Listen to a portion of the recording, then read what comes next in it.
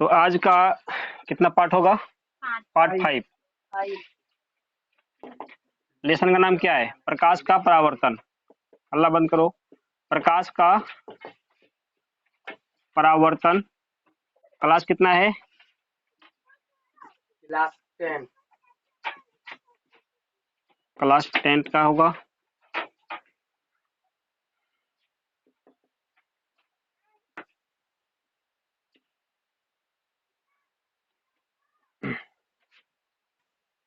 तो कल प्रतिबिंब के बारे में और दर्पण से संबंधित क्वेश्चन हो चुका था। दर्पण कितने प्रकार के होते? 3 प्रकार लिखा दिए थे। उसमें से समतल दर्पण, गोलीय दर्पण और परवलयिक दर्पण, इसके बारे में बात किया गया था। उसमें से समतल दर्पण के बारे में बता दिए। उसके बाद गोलीय दर्पण का जो 2 भाग होता है, अवतल दर्पण और उत्तल दर्पण, इसको लिखा के छोड़ दिए थे। नहीं, आज उसका डिटेलिंग चलेगा।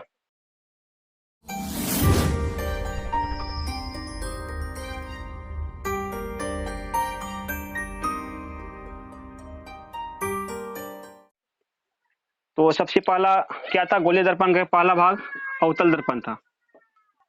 ये था ना? अवतल दर्पण लिखो और उसके बाद इसके बारे में लिखो। अवतल दर्पण क्या होता है?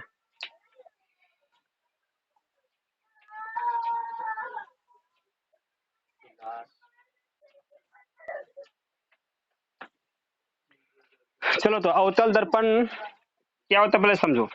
तो कल बताए थे गोलीय दर्पण का 2 भाग बताए थे। इस तरह से गोला का जब 2 हिस्सा कर देंगे, नहीं, बीच से अलग अलग कर दो, कैसा हिस्सा निकलेगा? एक इधर से निकलेगा और एक इधर से निकलेगा। इधर से निकलेगा।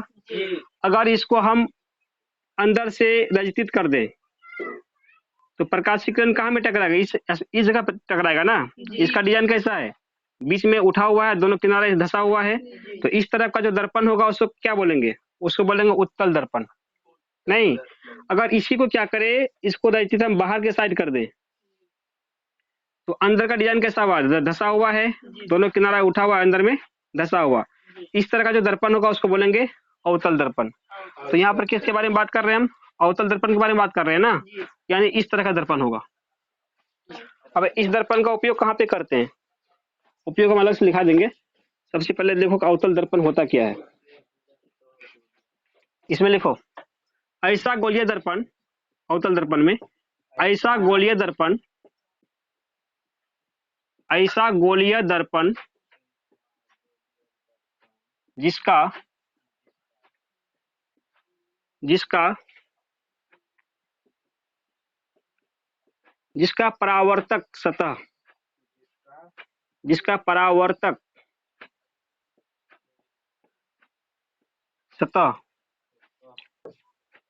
धंसा हुआ हो, धंसा हुआ हो, उसे ऐसा गोलीय दर्पण जिसका परावर्तक सतह धंसा हुआ हो उसे अवतल दर्पण कहा जाता है।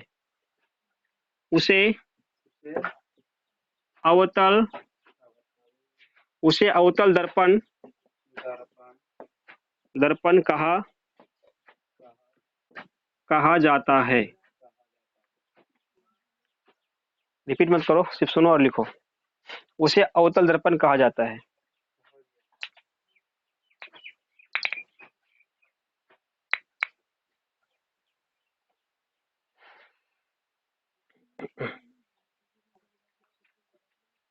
अब उसके बाद देखो इसका फिगर बनाना पड़ेगा। तो फिगर अभी क्या बताए थे?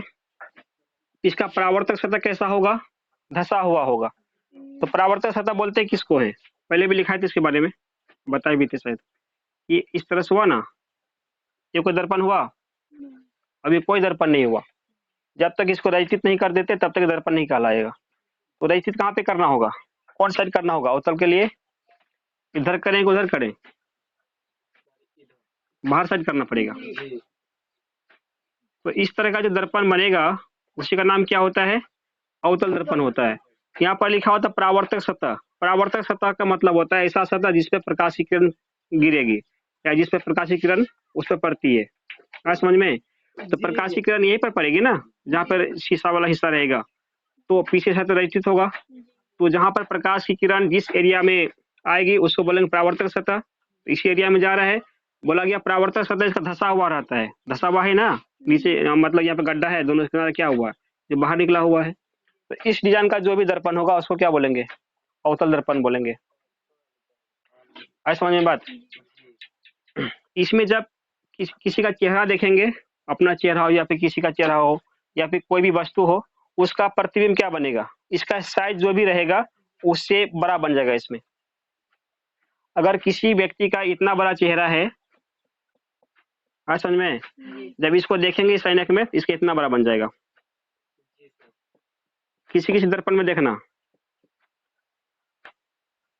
किसी किसी दर्पण में, नाक थोड़ा ठीक ठाक है, चलो, किसी किसी दर्पण में देखना कहीं पर रहेगा, तो जिस भी दर्पण में अपना चेहरा बड़ा प्रतीत हो गया, समझ जाओ दर्पण कैसा होगा, वो अवतल दर्पण होगा।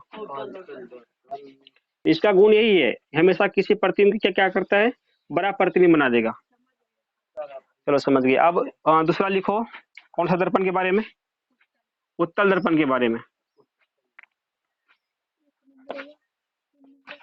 उत्तल दर्पण, उत्तल दर्पण,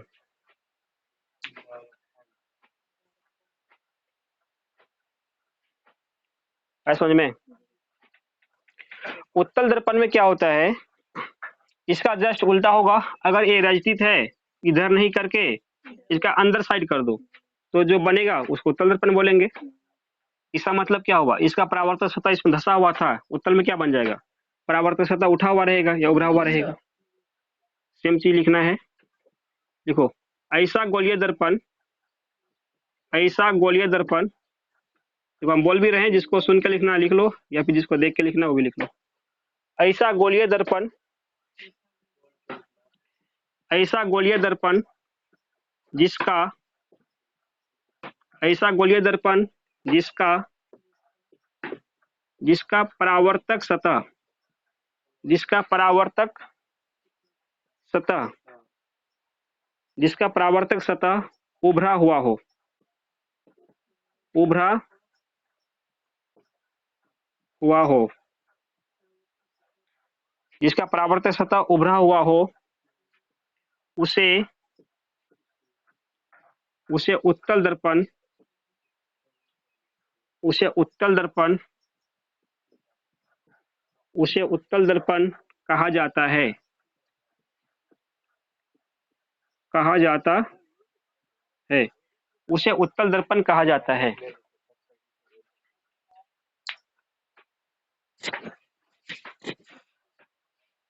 आ समझ में। इसमें जो भी ऑनलाइन क्लास आता है कितना बजे आता है, सुबह का 11 बजे। उसमें आज अभी कितना टाइम हो गया, 11 बज गया होगा, ये बजा है।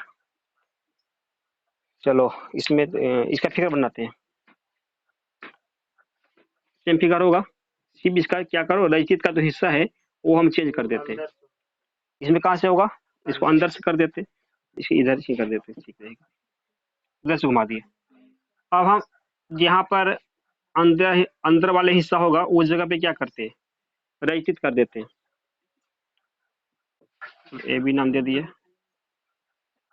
अब जो ए जो दर्पण बना कैसा बन गया, उत्तल दर्पण बन गया।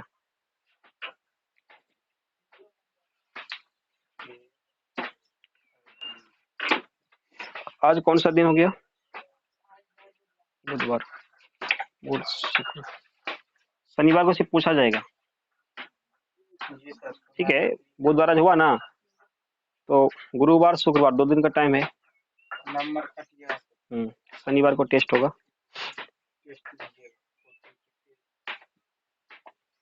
यहाँ तक कंप्लीट है, मिटाइए इसको।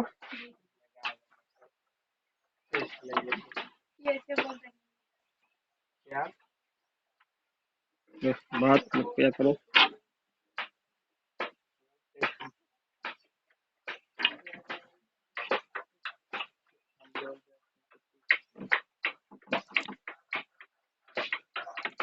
कैसे प्रकाश का परावर्तन ना, बहुत कम लिखा है, प्रकाश,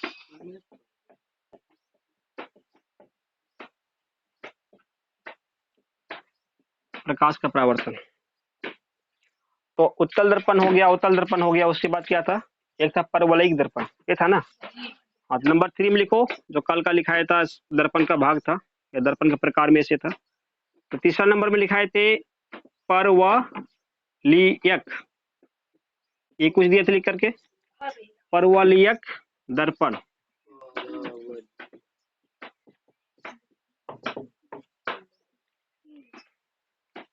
देखो परवलयिक दर्पण क्या होता है, कल लिखे थे ना 3 नंबर में, दर्पण का प्रकार में देखो।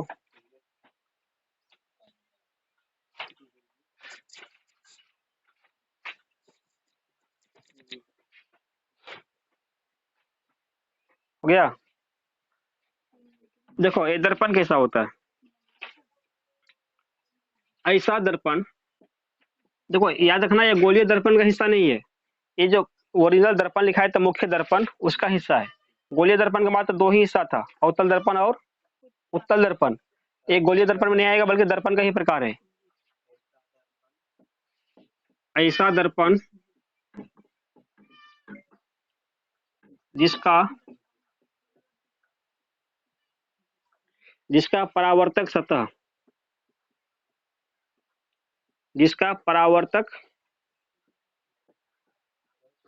सतह, जिसका परावर्तक सतह पूर्णतः गोल नहीं होता है, परावर्तक सतह पूर्णतः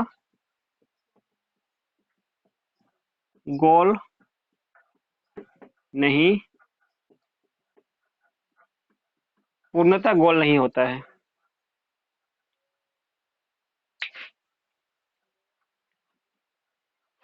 देखो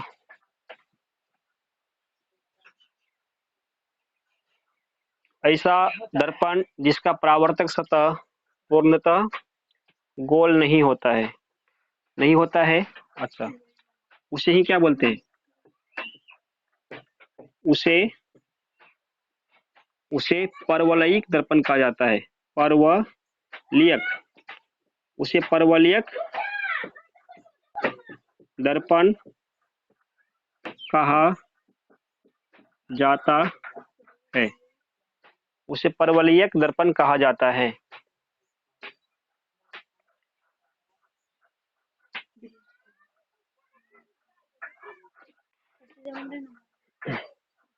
कंप्लीट यहाँ तक। देखो इसका चित्र देखो कैसा होगा,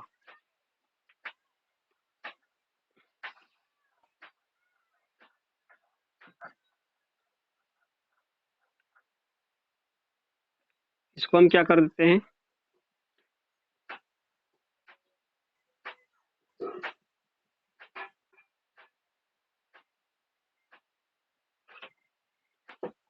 इसे भर क्या कर दिया, रजतीत दर्पण देखी थी घर में तोड़ के, जब तक उसको तोड़ेंगे ना तब तक रजतीत दिखाई नहीं पड़ेगा, क्योंकि अंदर में पैक रहता है। जो कोई दर्पण टूटा हुआ रहेगा या तो ग्रीन कलर का या तो रेड कलर का, कोई ना कोई पॉलिश देखना उसमें रहता है ना, वही रजतीत है। जहाँ उसको निकाल देंगे उससे खरच खरच के तो क्या होगा, उसे फिर चेहरा दिखाई नहीं पड़ेगा। देखना उसमें घर में जाकर किसी भी ब्रश से क्या करना, उसको खुद उसको हटा देना है ना, फिर देखना अपना चेहरा, इस पार से उस पार दिखाई पड़ जाएगा। ये रजतीत देखो इसमें क्या बताए थे, इसका परावर्तक सतह पूर्णतः गोल नहीं होगा। गोल है क्या, इधर से स्ट्रेट लाइन जा रहा है, यहाँ पे हल्का से मुड़ गया, ये भी मुड़ गया, ये भी सीधा हो गया, तो ये इसको गोल नहीं बोल सकते हम। और पूरा पूरी गोल रहता तो अवतल बन जाता, न तो अवतल हुआ न तो उत्तल हुआ कुछ भी, न तो समतल हुआ। तो यानी कि जब कोई किसी भी दर्पण में नहीं आएगा तो क्या समझ जाओ उसको, उसको समझ जाओ परवलयिक दर्पण हो गया। तो ठीक है, तो दर्पण तक का कहानी यहाँ तक था। उसके बाद अब चलते हैं कहाँ, अगला पॉइंट में। ठीक है, तीनों कंप्लीट हो गया ना, अब हम अगला पॉइंट निकालते हैं। अब गोलीय दर्पण से संबंधित कई पद होता है, जब गोलीय दर्पण का पढ़ेंगे उसको डिटेल से ना, तो कई प्रकार का उसमें पद आएगा, जैसे मुख्य फोकस हो गया, मुख्य अक्ष क्या होता है, वक्रता त्रिज्या क्या होता है, फोकस दूरी क्या होता है, ये सब के बारे में पहले जानते हैं। तो अगला पॉइंट लिखो, गोलीय दर्पण से संबंधित पद, गोलीय दर्पण से संबंधित पद, गोलीय दर्पण से संबंधित पद।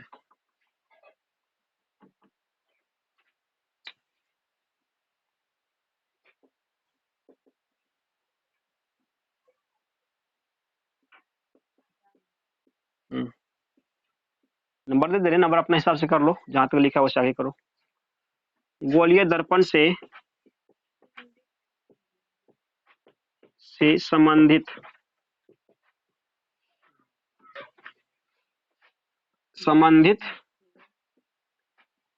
पद,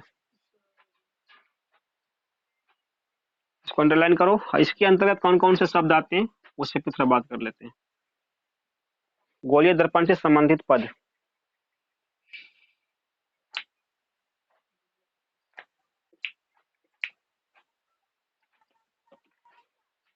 देखो तो गोलीय दर्पण का मतलब क्या बताए थे? गोलीय दर्पण या तो अवतल दर्पण होगा या नहीं तो उत्तल दर्पण होगा, ये दो दर्पण होता है। गोलीय के अंदर मात्र सिर्फ दो ही दर्पण आएगा, अवतल या नहीं तो उत्तल। तो जो भी पद बताएंगे दोनों में काम करेगा, गोलीय दर्पण में काम करेगा और उत्तल दर्पण में भी, इसमें क्या बोले, हाँ अवतल दर्पण में भी काम करेगा और उत्तल दर्पण में भी काम करेगा। तो सबसे पहला लिख लेते हैं ध्रुव, नहीं ध्रुव का संकेत क्या होता है? ध्रुव को पी से दिखाते हैं। ध्रुव को किससे दिखाते हैं? पी से दिखाते हैं।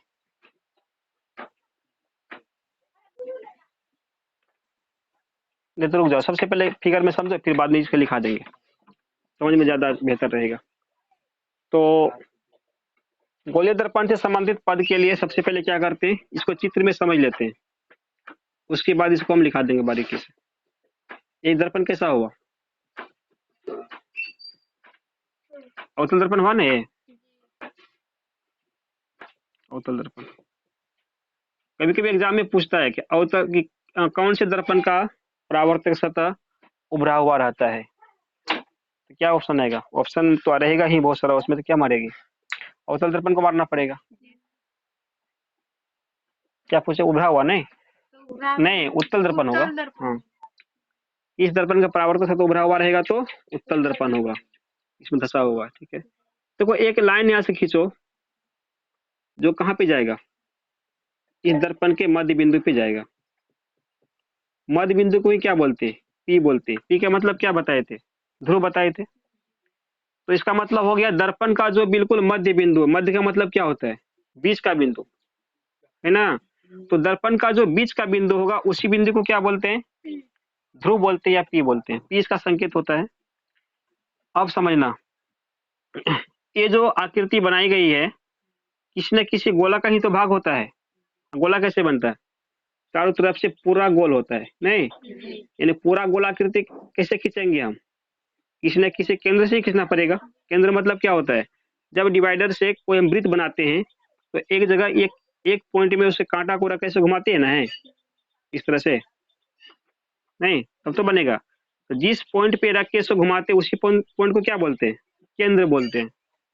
इसका मतलब हुआ ये जो गोलीय दर्पण है, जिस गोला का भाग है उसके केंद्र को ये क्या बोलते हैं? वक्रता केंद्र बोलते हैं। एक पद आता है गोलीय दर्पण में वक्रता केंद्र के नाम से, उसका संकेत क्या होता है? उसका संकेत सी होता है। तो ये अवतल दर्पण जिस भी गोले का भाग होता है उस गोले का जो केंद्र है उसको क्या बोलेंगे? वक्रता केंद्र बोलेंगे।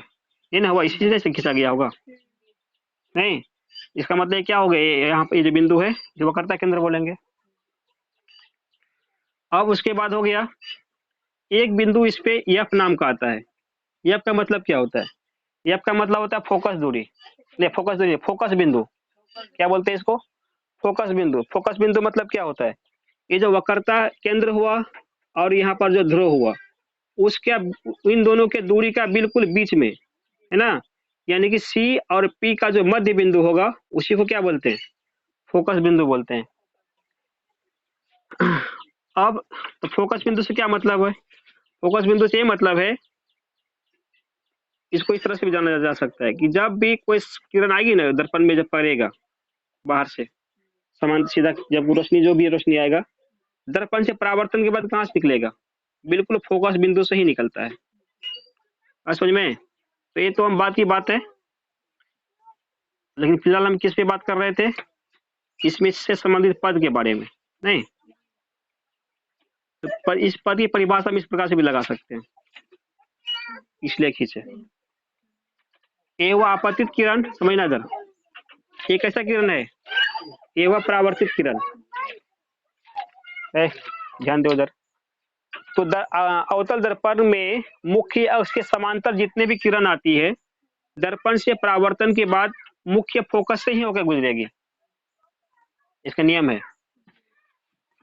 अब मुख्य अक्ष होता क्या है समझना, तो एक ऐसा रेखा जो सी से होकर के कहां तक, दर्पण के ध्रुव पी तक पहुंचती है, ऐसा रेखा जो सी से लेकर के कहां तक, पी तक पहुंचती है, उसी का नाम क्या होता है, उसी का नाम होता है मुख्य अक्ष या प्रधान अक्ष।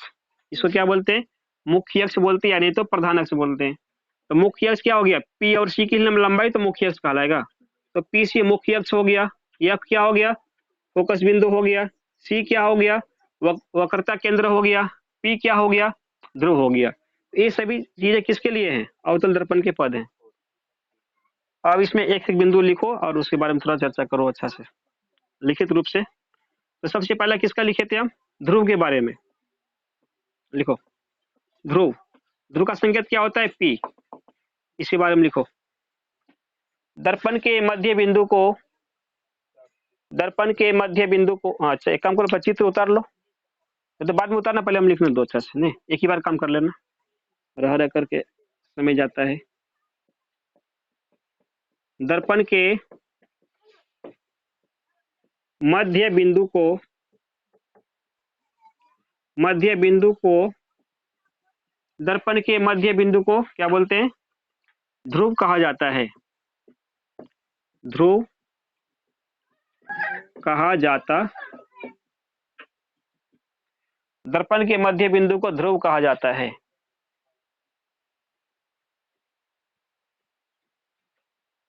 दर्पण के मध्य बिंदु को ध्रुव कहा जाता है।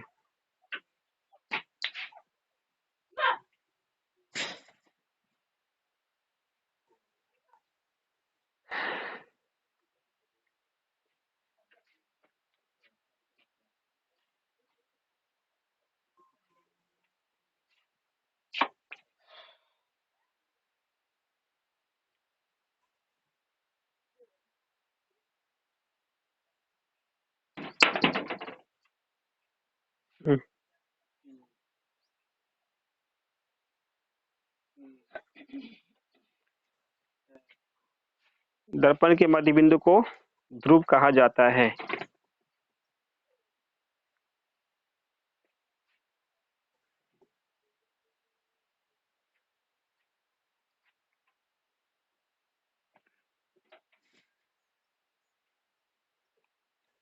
ये हवा खास नहीं है, नहीं रोशनी आ रहा है।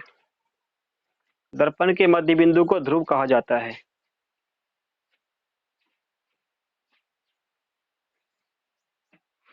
अब अगला लिखते हैं, ध्रुव हो गया, उसके बाद कौन है, फोकस बिंदु।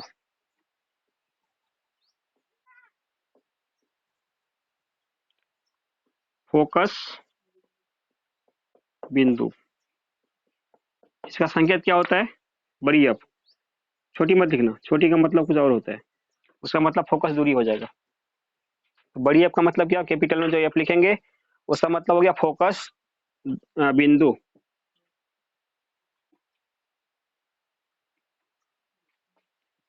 देखो थोड़ा फिगर देखना, बस फिगर से ही सारा याद हो जाएगा। इससे पहले क्या बताए थे, जो भी चित्र बनाते हैं उसको माइंड में अच्छी तरह से एडजस्ट कर लो, ताकि ये अगर माइंड में नहीं भी रहेगा परिभाषा तो क्या होगा, उससे हम निकाल सकते हैं इस बात को। जैसे कि हमको ध्रुव के बारे में नहीं पता, ध्रुव क्या होता है, यहाँ पे तो देख रहे हैं ना, ध्रुव बिल्कुल बीच बिंदु पर है, सीधा बोल देंगे दर्पण के बीच के बिंदु को ध्रुव बोलते हैं। अब समझ जाओ कि हम फोकस बिंदु क्या होता है नहीं जानते हैं, तो कैसे लिखेंगे। अब ये फोकस बिंदु यहाँ पर है ना, है यहाँ पर फिगर याद है, बहुत सारा किरण आती थी वहां से, अनंत से मुख्य अक्ष के समांतर, और टकरा टकरा किधर से घूमती थी, फोकस बिंदु से होकर के, ये तो हुआ। तो लिख देंगे कि मुख्य अक्ष के समांतर आती हुई प्रकाश की किरणें मुख्य अक्ष के जिस बिंदु से होकर गुजरती है उसको क्या बोलते हैं, फोकस बिंदु बोलते हैं। बस छोटा सा तो बात है, लिखो इसको। मुख्य अक्ष, मुख्य अक्ष के समांतर, मुख्य अक्ष के समांतर आती प्रकाश की किरणें, आती प्रकाश की किरणें मुख्य अक्ष के समांतर आती प्रकाश की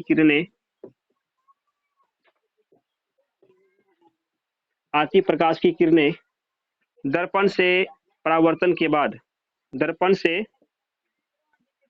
से परावर्तन के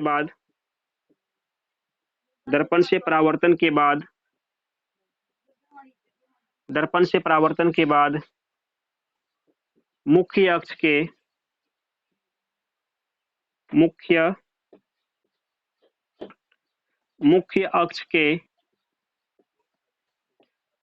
के जिस बिंदु से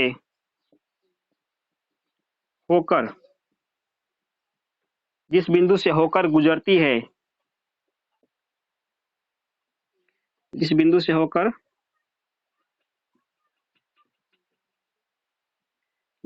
है वह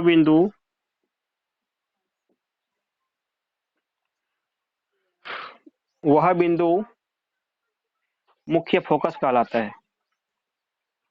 क्या कहलाता है? वह बिंदु मुख्य फोकस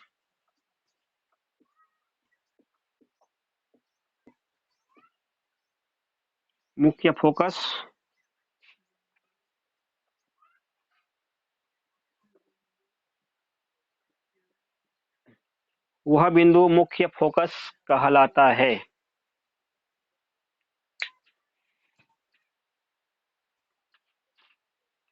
हुआ यहां तक?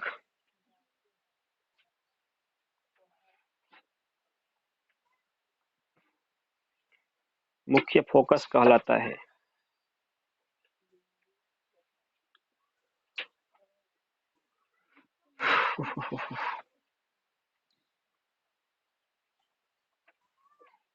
चलो, उसके बाद क्या क्या बच गया? मुख्य फोकस हो गया, ध्रुव हो गया, वक्रता केंद्र भी नहीं हुआ है। वक्रता केंद्र लिखो और फिर डैश मारो।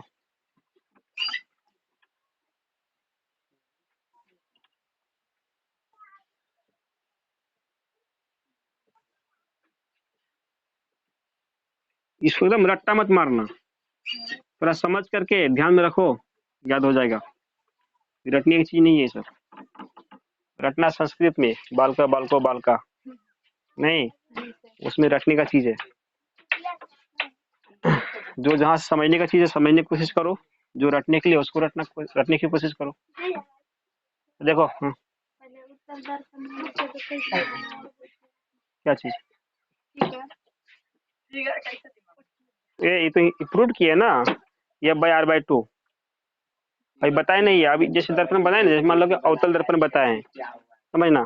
अवतल दर्पण में वस्तु को विभिन्न दूरियों पर रखेंगे तो उसका प्रतिबिंब कहीं कहीं बनेगा, कहीं और बनेगा। यहाँ पे वस्तु कहाँ पे रखा गया है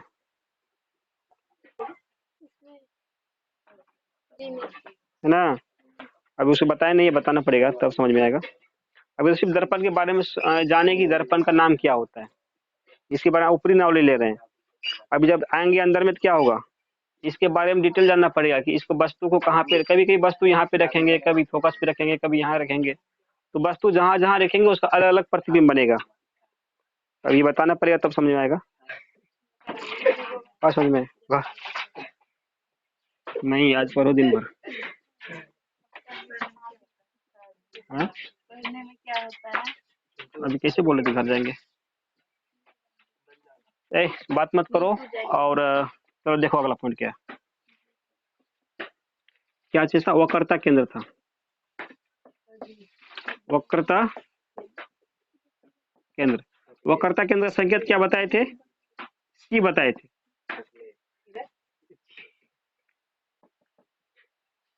वक्रता क्या लिखने बोले? लिखो, बोले वापस में बात नहीं करेगा। वक्रता केंद्र का होता है गोलीय दर्पण। देखो, गोलीय बोलने का मतलब क्या हुआ, ये दोनों के लिए आ गया, चाहे अवतल दर्पण के लिए हम बात करें या फिर उत्तल दर्पण के लिए बात करें।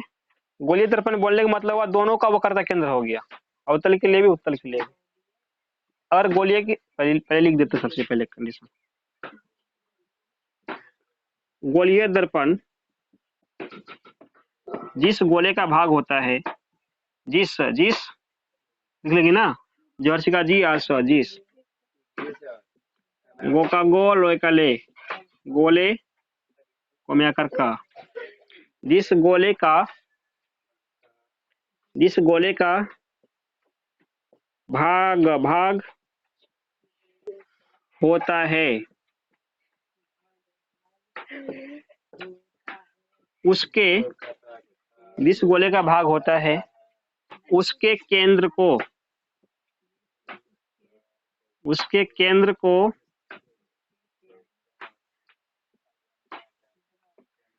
वक्रता केंद्र कहा जाता है।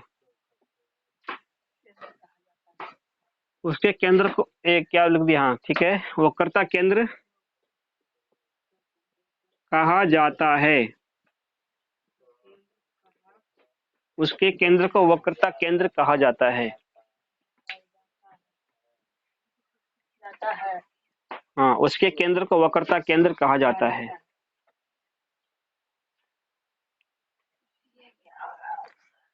तो इस पे थोड़ा संकेत भी याद रखना कि वक्रता केंद्र को सी बोल रहे हैं, क्या होगा। अब देखो इसमें कुछ और दो पद बच गया, क्या क्या बच गया, अच्छा मुख्य अक्ष अभी लिखा ही नहीं है। अब लिखो अगला पॉइंट, मुख्य अक्ष। मुख्य अक्ष देखो इसमें पूरा डिटेलिंग से क्लास दिया जा रहा है, इन्हें कुछ छोड़ नहीं रहे हैं। जो भी जितना भी मटेरियल आता है प्रकाश और परावर्तन का, प्रकाश का परावर्तन का, वो सारा सारा मतलब कि मिल रहा है। ऐसा नहीं कि कुछ छोड़ छोड़ के दिया जाता है, वो अच्छा नहीं होता है। जो भी पढ़ो कंप्लीट पढ़ो, नहीं ताकि बाद में दोबारा भी नहीं होगी छूट गया वो छूट गया। कंप्लीट एक बार कर लो कि हमेशा के लिए टेंशन दूर हो जाएगा। जहां तक कि 2 पॉइंट ज्यादा ही पढ़ लो, कम मत पढ़ो। चलो, मुख्य अक्ष का दूसरा नाम क्या होता है, प्रधान अक्ष होता है। चलो इसका लिखो, अब समझो फिगर से, थोड़ा चित्र से समझो। ये सब को रटना नहीं है, ये देख के छोड़ देना है। इसको देखना ध्यान से और हल्का 1-2 लाइन पढ़ लेना, बस अपने समझ में आ जाएगा। तो मुख्य अक्ष के प्रधान अक्ष एक लाइन खींचे ना, सबसे पहला लाइन, जो लाइन कहाँ से, सी से होके गुजरा, यक्ष से होके गुजरा, पी तक पहुंच गया, इसी लाइन को क्या बोलते हैं, मुख्य अक्ष। यानी कि ऐसा रेखा जो वक्रता केंद्र से होते हुए कहाँ तक, ध्रुव तक पहुंचती है, उसको क्या बोलते हैं, मुख्य अक्ष बोलते हैं। तो लिखो, ऐसा रेखा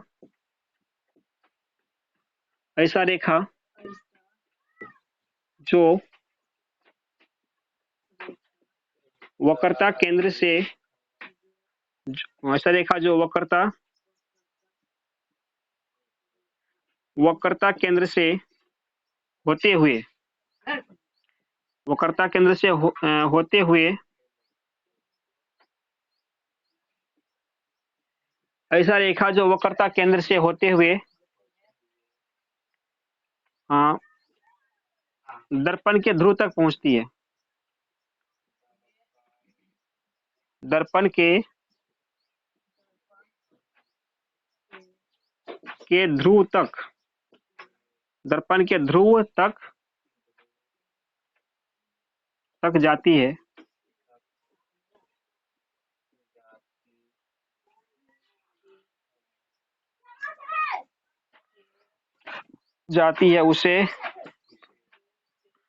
उसे मुख्य फोकस या प्रधान अक्ष कहा जाता है। रिपीट क्यों कर रहे हैं बात को, उसे मुख्य अक्ष या प्रधान अक्ष कहा जाता है, ठीक है, उसे मुख्य अक्ष या प्रधान अक्ष कहा जाता है।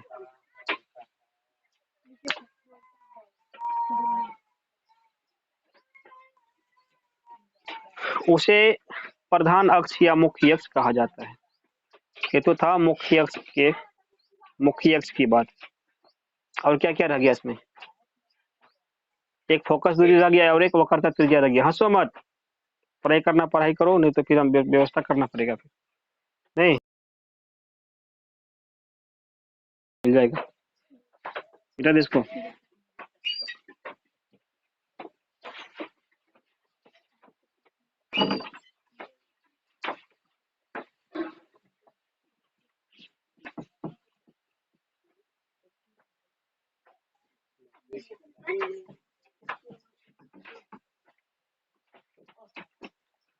अब समझना, यहाँ से C से P के बीच कुछ ना कुछ दूरी है ना, इस दूरी का भी तो कुछ ना कुछ नाम होगा, इसको बोलते हैं वक्रता त्रिज्या। अब लिखो अगला पॉइंट, वक्रता त्रिज्या। वक्रता त्रिज्या को कैपिटल R से दिखाते हैं। किससे दिखाएंगे इसको? कैपिटल R से दिखाएंगे।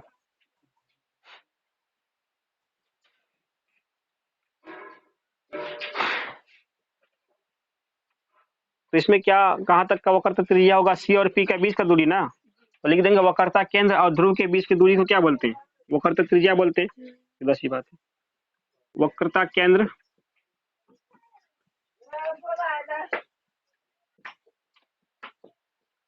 वक्रता केंद्र और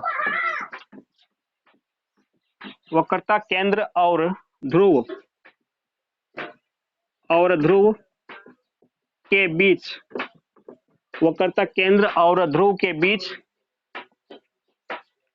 की दूरी को, के बीच की दूरी को वक्रता त्रिज्या कहा जाता है। दूरी को वक्रता त्रिज्या कहा जाता है। वक्रता केंद्र और ध्रुव के बीच की दूरी को वक्रता त्रिज्या कहा जाता है। फिर रिपीट कर दें एक बार, वक्रता त्रिज्या नहीं, क्या बोले? वक्रता केंद्र और ध्रुव के बीच की दूरी को वक्रता त्रिज्या कहा जाता है। इसको किससे दिखाते हैं? ये बड़ी आर से, कैपिटल आर से। ध्यान देना, कहीं कहीं पर जब इसका यूज करेंगे ना, सिर्फ आर लिख देंगे, समझ जाना कि वक्रता त्रिज्या के बारे में बात किए हैं। चलो उसके बाद दूसरा लिखो। अब जहां मान लो यहाँ पर एफ हुआ, ये क्या हुआ? पी हुआ ना। एफ और पी का बीच तो एक दूरी होता है, इसको क्या बोलते हैं? इसको बोलते हैं फोकस दूरी।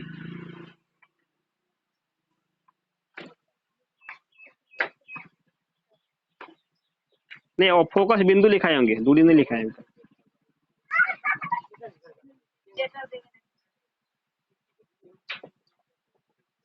देखो फोकस दूरी को का संकेत स्मॉल एफ होता है। क्या होगा? छोटी में एफ।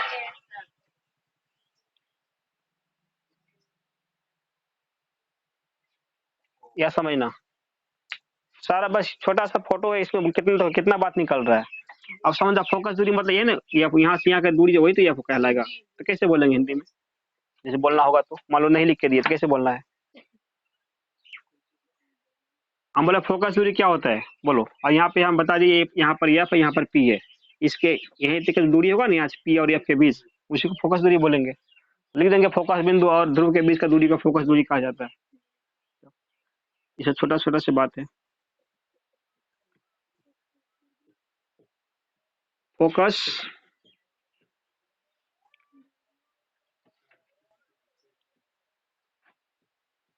फोकस दूरी और दर्पण, फोकस दूरी और दर्पण के ध्रुव, दर्पण के ध्रुव के बीच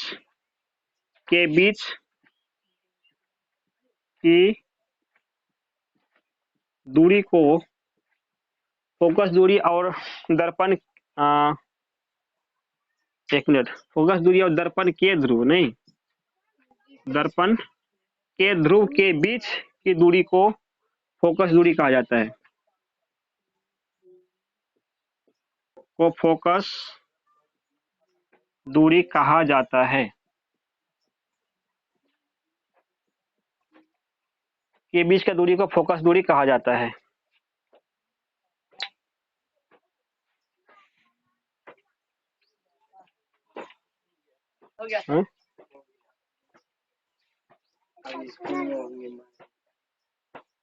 अरे अभी देखो, अभी लोग का और दिखाते हैं। जब तक रोएगी ना छोड़ेंगे नहीं, है ना? अब एक पॉइंट लिखो, दर्पण का द्वारक।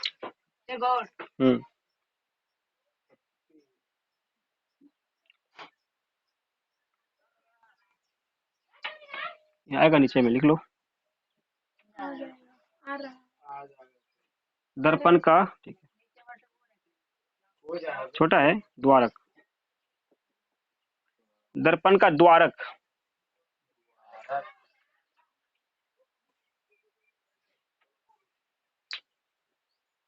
दर्पण का द्वारक।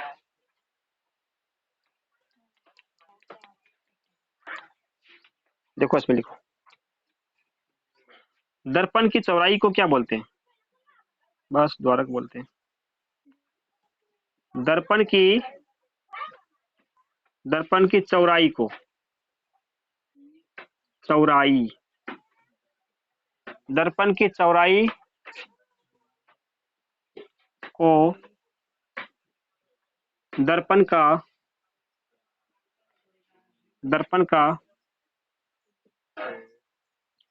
का द्वारक कहा जाता है। दर्पण का द्वारक कहा जाता है।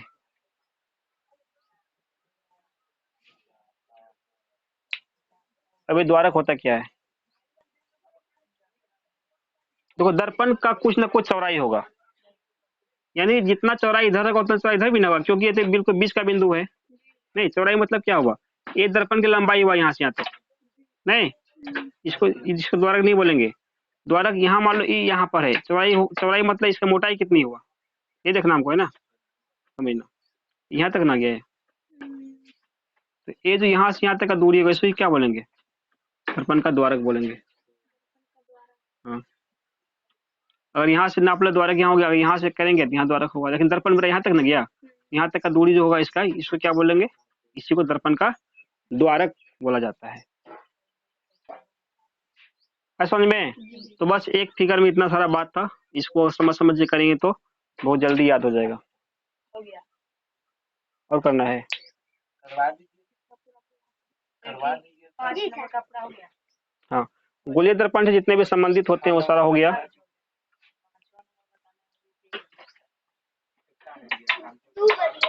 हाँ? चलो ठीक है, तो आज कहाँ तक रह गया? गोलीय दर्पण से संबंधित पद तक क्लास कर देते हैं, ठीक है? इससे आगे का कल चलेगा। तब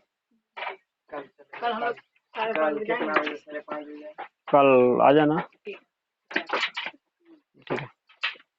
निकालना।